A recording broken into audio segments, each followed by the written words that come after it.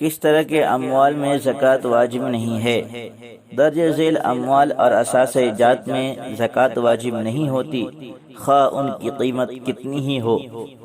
Number 1، رہنے کے گھر۔ نمبر 2، کرائے پر اٹھائے گئے مکانات، البتہ ان کی آمدنی پر زکوٰۃ حسب ضابطہ واجب ہوگی۔ نمبر 3، استعمالی کپڑے، چادریں، فرش وغیرہ۔ نمبر 4، گھر کا ساز و سامان۔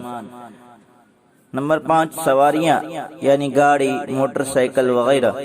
نمبر 6، غلام باندیا جو خدمت پر مامور ہوں۔ نمبر 7، اپنی حفاظت کے لیے رکھے گئے ہتھیار۔ نمبر 8، گھر میں رکھا ہوا کھانے پینے کا ذخیرہ۔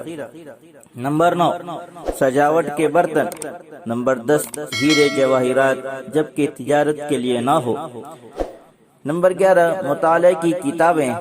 نمبر 12، صنعت کاروں کے اوزار اور مشین، کارخانے، فیکٹریاں، کرائے پر چلنے والی بسیں اور ٹرک اور کاشتکار حضرات کے ٹریکٹر اور آلات زراعت وغیرہ، نیز ہر ایسا سامان جو تجارت کی نیت سے نہ خریدا گیا ہو۔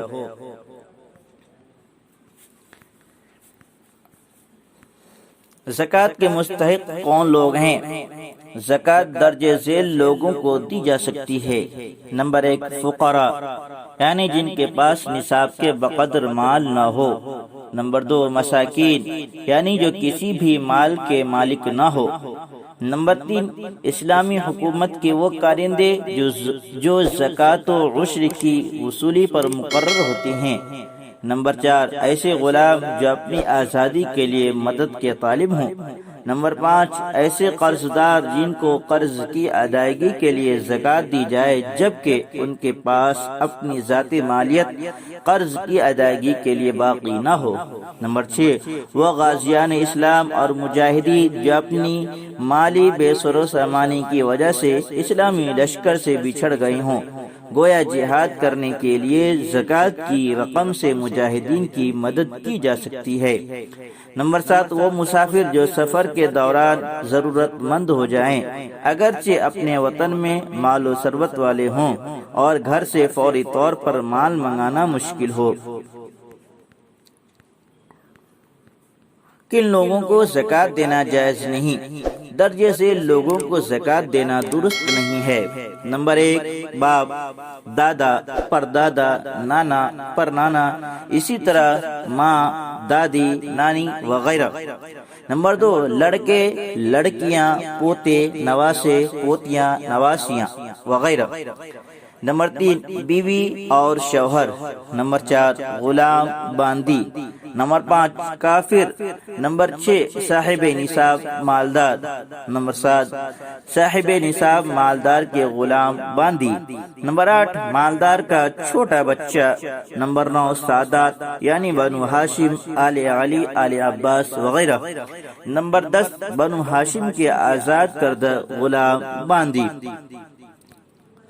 صدقہ فطر ہر اس شخص پر واجب ہے جس کے پاس ضروریات زندگی کے علاوہ 312 گرام 360 ملی گرام چاندی یا 67 گرام سونا یا اس کی قیمت کے بقدر رقم ہو، یا حوائج اصلیہ سے زائد ایسی چیزیں موجود ہو جن کی قیمت بقدر نصاب ہو، خواہ وہ چیزیں تجارت کے لیے نہ ہوں، جیسے رہائش کے مکان سے زائد مکان، گھر کے مصارف کے بقدر کاشتکاری کی زمین سے زائد زمین، ضرورت کے کپڑوں اور برتنوں سے زائد کپڑے اور برتن وغیرہ۔ صدقہ فطر کے نصاب پر سال کا گزرنا شرط نہیں ہے، بلکہ عید الفطر کے روز بقدر نصاب مالیت کا ہونا صدقہ فطر کے وجوب کے لیے کافی ہے۔ جس کے پاس نصاب مذکورہ کے بقدر مال ہو وہ اپنی طرف سے اور اپنی نابالغ اولاد کی طرف سے صدقہ فطر ادا کرے۔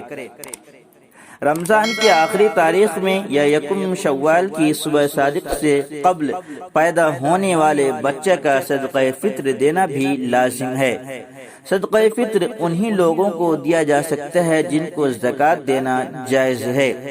صدقہ فطر صبح سویرے نماز عید کے لیے جانے سے پہلے دے دے، اگر پہلے نہیں دیا تاخیر کر دی تب بھی یہ ساقط نہیں ہوگا، بعد میں ادا کرنا ضروری ہے۔ زکوٰۃ کی ادائیگی کے لیے نیت ضروری ہے۔